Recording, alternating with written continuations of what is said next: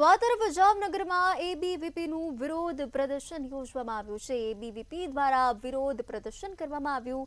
જામનગરમાં એબીવીપીનું વિરોધ પ્રદર્શન કરવામાં આવ્યું। જિલ્લા શિક્ષણાધિકારી કચેરી ખાતે એબીવીપીના કાર્યકર્તાઓ દ્વારા સૂત્રોચ્ચાર કરવામાં આવ્યા। કચેરી બહાર ધરણા પર બેસીને રામધૂન બોલાવવામાં આવી। એબીવીપીના કાર્યકર્તાઓ દ્વારા રામધૂન બોલાવાઈ। કેટલીક ખાનગી શાળાઓ શરૂ થઈ હોવાની પણ રજૂઆત કરવામાં આવી હતી। સૂત્રોચ્ચાર પણ કરવામાં આવ્યા।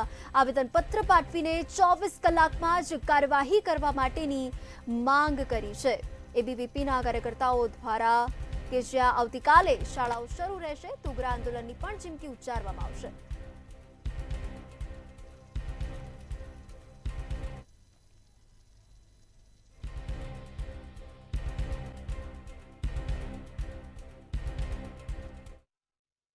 જિલ્લા શિક્ષણ અધિકારી કચેરી ડીઓ શ્રી કલેક્ટર શ્રીની મીટિંગમાં હોય હું છત્રપાલસિંહ જાડેજા વર્ગ 2 એબીવીપીના વિદ્યાર્થી સંગઠન દ્વારા આવેદનપત્ર આપવામાં આવેલ છે। એની રજૂઆત છે કે દિવાળીના વેકેશનમાં કેટલીક શાળાઓ ચાલુ રહેલ હતી। તે રજૂઆતને ધ્યાનમાં રાખીને અમે તાત્કાલિક તપાસ અધિકારીઓને મોકલી અને તપાસ કરશો અને એનો